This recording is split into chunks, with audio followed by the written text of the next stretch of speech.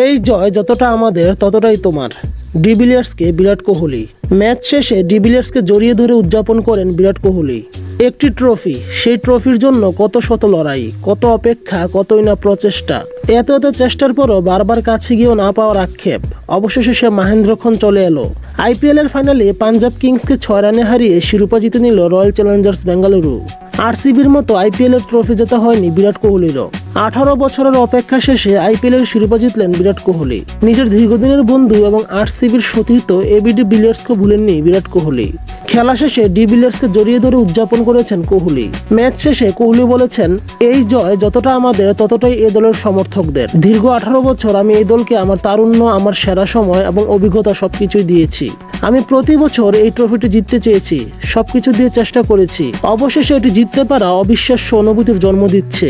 কখনো ভাবিনি এমন দিন আসবে। শেষ বলের পর আবেগে আপ্লুত হয়ে গিয়েছিলাম। এবি ডিভিলিয়ার্স এই ফ্র্যাঞ্চাইজির জন্য যা করেছে তা দুর্দান্ত। তাকে আমি বলেছি, এই জয় যতটা আমাদের ততটাই তোমারও। আমি চাই তুমি এটা আমাদের সাথে উদযাপন করো।